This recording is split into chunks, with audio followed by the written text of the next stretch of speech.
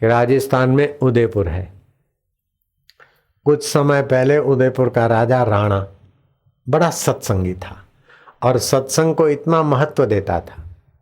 उस राणा ने समझ लिया होगा कि ईश्वर के सिवाय कहीं भी मन लगाए तो अंत में रोना ही पड़ेगा। मैं अपने तरफ से बोल रहा हूँ, राणा ने ऐसा समझा होगा, ये मेरी मिलावट है अपने तरफ से। क्योंकि एक ईश्वर है जो आपको सच्चा सुख, सच्ची शांति, सच्चा ज्ञान और शाश्वत रहता है। ईश्वर के सिवाय कुछ भी आपका मन सोचेगा और करेगा तो अंत में उस परिस्थिति से गिरेगा। संसार में ईश्वर के सिवाय कोई भी अच्छी वस्तु की महिमा सुनी तो उससे राग होगा। या तो अच्छी वस्तु तुमको थोड़ा हर्ष देकर छूट जाएगी या तो तुम उसको छोड़ के चले जाओगे, या तो बुरी परिस्थितियां तुमको द्वेष या दुख देकर विदाई हो जाएगी। सदा रहने वाला ईश्वर के सिवाय तुम्हारा पहले कोई था नहीं, अभी है नहीं और बाद में हो नहीं सकता। ईश्वर सनातन सत्य है, शाश्वत सत्य है और हमारा अपना आपा है। जैसे हम अपने मैं को नहीं छोड़ सकते, तलाक देकर पत्नी को, पति को छोड़ सकते हैं, संन्यास लेकर घर बार दुकान मकान को छोड़ सकते हैं, बीमारी आए अंत में शरीर को छोड़ सकते हैं, लेकिन अपनी मैं को नहीं छोड़ सकते। बोलो, मरने के बाद भी हमारा मैं रहता है। वही मैं हमें पुण्य के बल से स्वर्ग में ले जाता है, पाप के बल से नरक में ले जाता है, प्रेमा भक्ति के बल से भगवान के धाम में ले जाता है, जिज्ञासा के बल से ब्रह्मलोक में ले जाता है। और गुरु कृपा अगर इसी जन्म में पचा ली तो यही हमारा मैं असली रूप में प्रकट होकर साक्षात्कार करा देता है। ऐसा हमारा प्यारा मैं है। अब जयराम जी बोलना पड़ेगा, लाला लालिया। जयराम जी, जो देश विदेश में सुन रहे चैनलों के द्वारा, वे भी जयराम जी बोलो। एक होता है यह, दूसरा होता है वह। यह और वह बिना मैं के नहीं दिखेगा। मैं कोई झूठ बोलिया, कोई कुपट तो लिया? यह और वह बदलता रहेगा, मैं के भाव बदलते रहेंगे, लेकिन मैं की असलियत वही की वही रहेगी। मैं बच्चा हूं, अभी मैं नहीं बोल सकता हूं मैं बच्चा हूं, मैं का भाव बदला।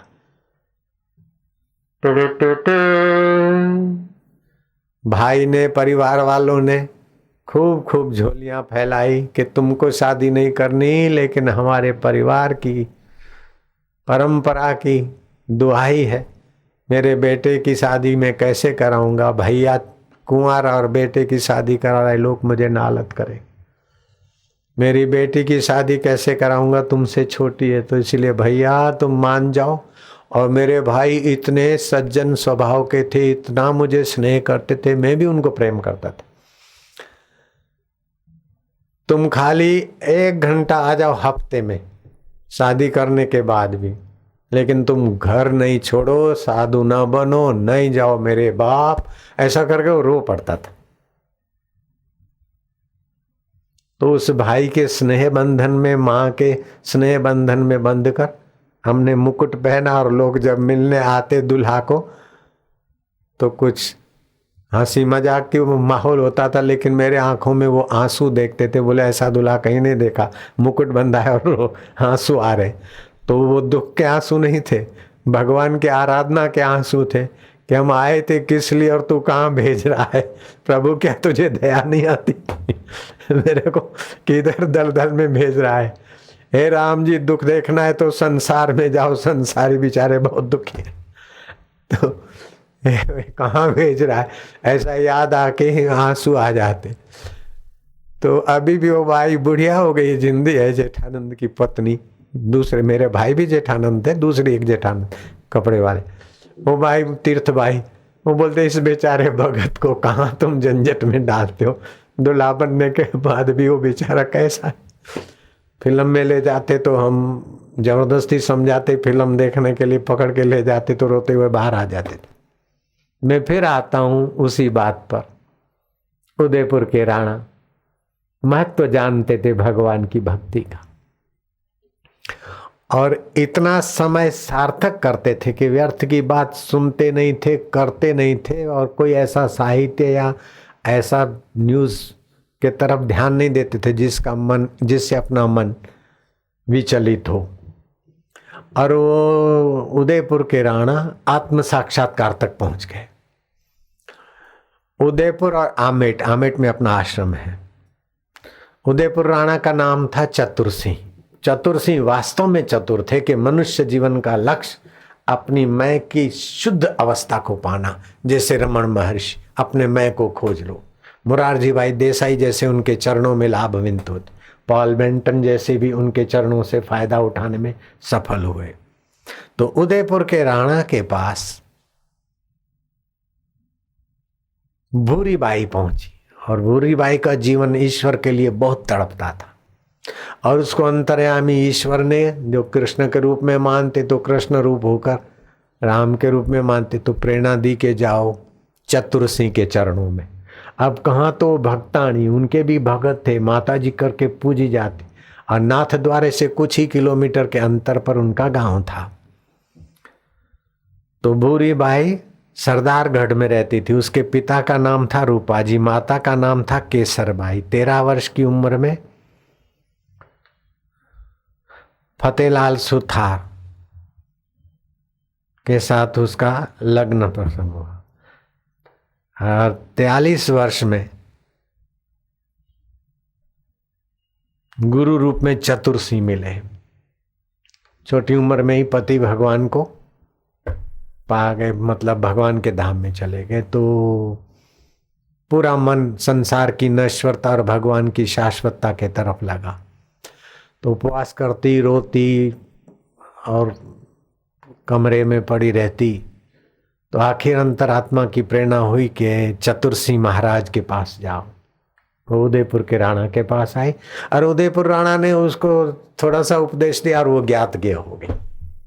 मतलब जिसको जानना था वो जान लिया, जो पाना था वो पा लिया, ईश्वर की प्राप्ति हो गई। आपने सुना होगा गीता प्रेस गोरखपुर, कल्याण मैगजीन चलती, उसके संस्थापक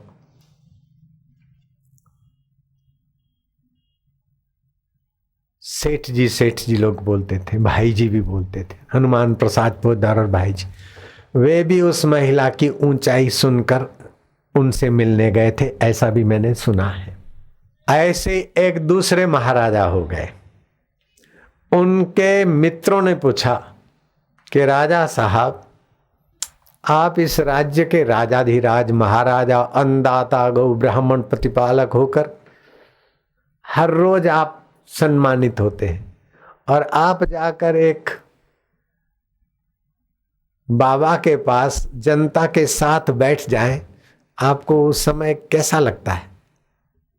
आपका राज्य और आपका सिंहासन और चमर डुलाने वाली ललनाएं, वो वैभव छोड़कर बाबा के पास सत्संग सुनने लोगों के बीच जाके बैठते, तो हमें आश्चर्य होता है। तो क्या आपको भगवान मिल गए? उन्होंने कहा भगवान तो नहीं मिला भाया, ईमानदार रहा होगा सच्चा। भगवान तो नहीं मिले, लेकिन बहुत कुछ मिला है। और जो सत्संग से मिला है, उसी से जो मेरी तंदुरुस्ती है, मेरा संयम है, मेरी खुशी है, आने वाले आंधी तूफान मेरे को चोट नहीं करते हैं।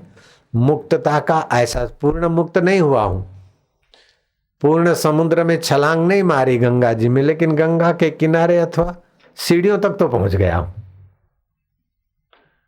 तो बोले आप अनुभव काहे है?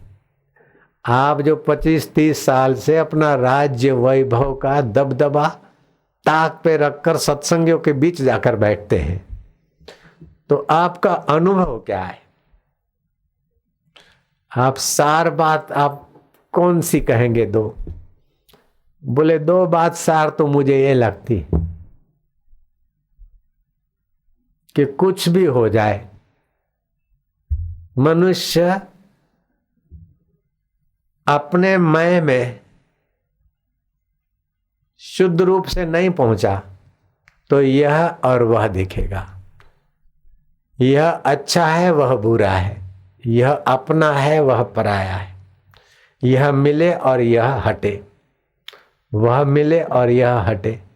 इसी में लगा रहेगा तो उससे राग बनेगा, द्वेष बनेगा, क्रोध बनेगा, काम बनेगा, लोभ बनेगा, मोह बनेगा, अहंकार बनेगा, चिंता बनेगी, कर्म बंधन ही बनेगा। कैसे कैसे राजा हैं बोलो, ये तो इनको संत राजा कह दे तो मुझे संकोच नहीं। कैसी ऊंची बात जानते थे राजाधिराज। इसीलिए भगवान की भक्ति जो है राग को, द्वेष को, यह को और मह को दूर रखते हुए वास्तविक स्व में ले आएगी। तो भगवान की भक्ति और सत्संग ये दो चीजें मनुष्य को नहीं छोड़नी चाहिए। अगर इन दो चीजों का आश्रय नहीं छोड़ता तो उसका जीवन तो है धन्य, और इन दो चीजों को छोड़ता है तो कितना भी धनी है अंत में रोकर ही जाएगा दुखी होकर। कितना भी सत्ताधीश है अंत में पश्चाताप करते हुए भोगी नरकों में जाएगा। कितना भी विद्वान है लेकिन भगवान की भक्ति और सत्संग नहीं है तो मनुष्यता से नीचे गिरेगा।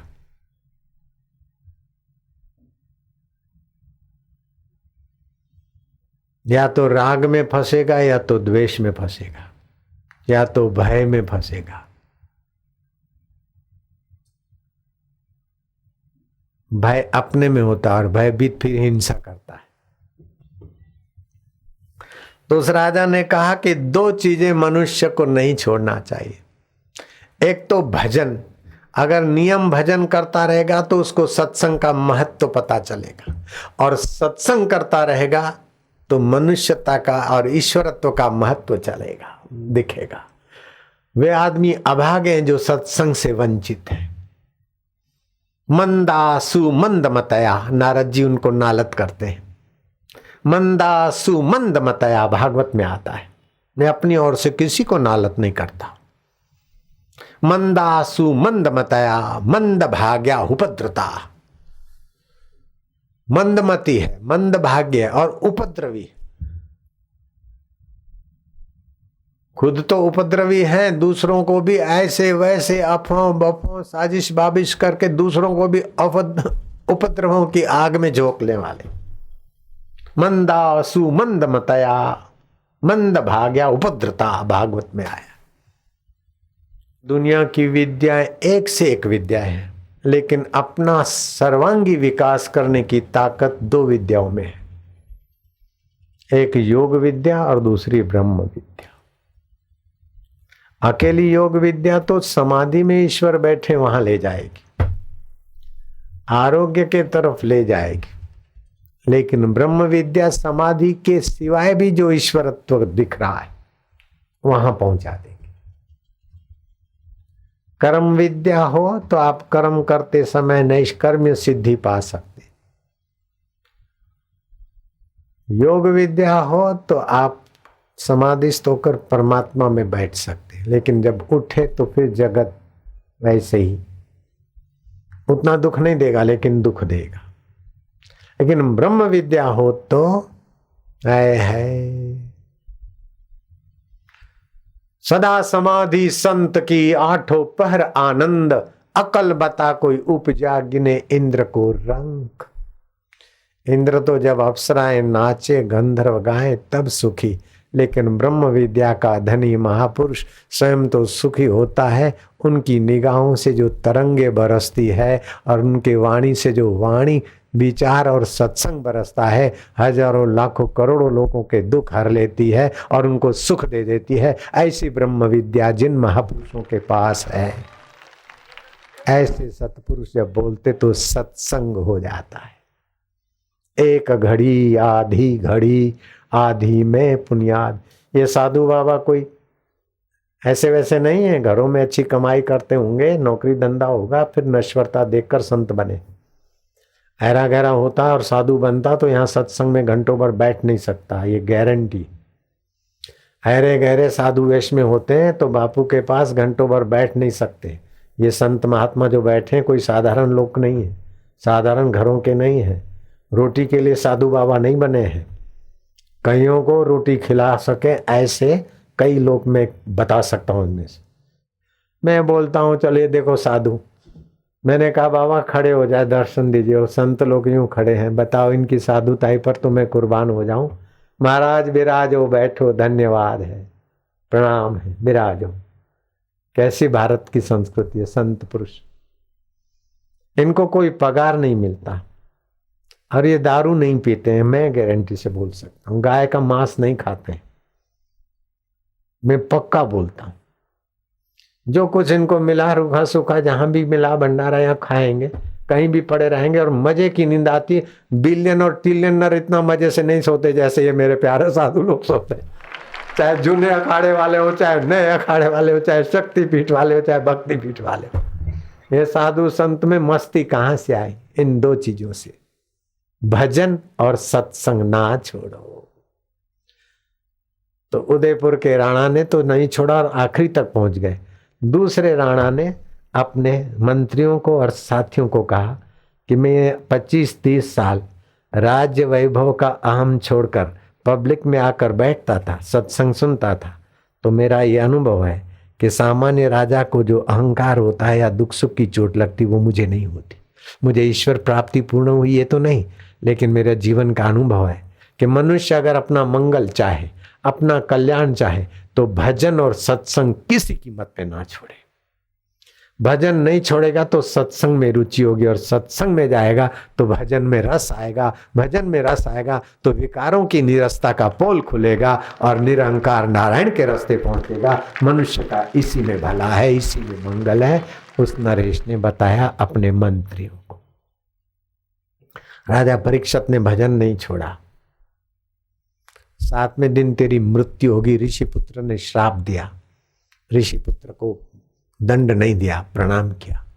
और परीक्षित दिल्ली का साम्राज्य छोड़कर मुजफ्फरनगर के पास शुक्रताल में अन्न जल छोड़कर बैठ गया कि मुझे सत्पुरुष मिल जाए, सत्संग दे दे। ऐसे साधु, साधना करने वाले सज्जन साधु परीक्षित राजा आए हैं। श्रृंगी ऋषि के पुत्र का श्राप मिला है, वो दौड़ते आए, लेकिन पूर्ण पुरुष मिल जाए इसलिए इंतजार में थे। विल फाइंड ए वे। आपका व्यष्टि प्राण समष्टि से जुड़ा है। आप जो श्वास लेते छोड़ते ना, बाहर के श्वास से जुड़ा है। आपके शरीर का जो तापमान है वो सूर्य से जुड़ा है। सूर्य अगर वहां ठंडा हो जाए तो विज्ञानी का बाप कहने को नहीं रहेगा कि आप अपना तापमान मेंटेन करिए, सूर्य ठंडा हो गया मर जाएंगे, वो बोल नहीं सकता, उसी समय वही मर जाएगा। तो हर मनुष्य और हर प्राणी जो भी जीवन श्वास लेते छोटे, वो सूर्य से जुड़ा है। क्या ख्याल है? साइंस के हिसाब से, तत्व के हिसाब से भी जुड़ा। तो ऐसे ही आपका आत्मा परमात्मा से जुड़ा है। तो परीक्षित के आत्मा में, मन में हुआ कि ऐसा कोई पुरुष मिले जो मौत के पहले मुझे उस आत्मा की अमरता का प्रसाद दे दे। तो ऐसे पुरुष शुकदेव जी महाराज के अंतःकरण में हुआ कि चलो अब हम जाएं। चलते चलते मुजफ्फरनगर के कई किसी इलाके से उस महापुरुष ने प्रवेश किया होगा, किया था ऐसा नहीं, मैं होगा बोलता हूँ। भागवत में इतना मुजफ्फरनगर का नाम वर्णन नहीं है, इसलिए मैं होगा लगाता हूँ। तो मन चले छोरे ने, लोगों ने उनकी मजाक उड़ाए, हे बाबा, हे लंगोटिया, हे बाबा, हो। दुष्ट मना व्यक्ति संत का कदर क्या करे, संत की महिमा क्या जाने। कृष्ण तो शाकुनी को भी देखे थे और दुर्योधन को भी देखे थे। दुर्योधन और शाकुनी की आंखें और दिल जहर उगलती थी, और अर्जुन और युधिष्ठिर का दिल अमृत प्रकट करता था। कृष्ण के दीदार से गोपियां अमृतमय हो जाती थी। कृष्ण तो वही के वही थे, लेकिन जिनका सद्भाव होता है संतों के प्रति, उनके हृदय में भगवत रस प्रकट होता है। और जिनके हृदय में कुभाव होता है, उनके हृदय से क्या प्रकट होता होगा हम काय को कहें, वो ही जाने। नारायण हरि नारायण हरि।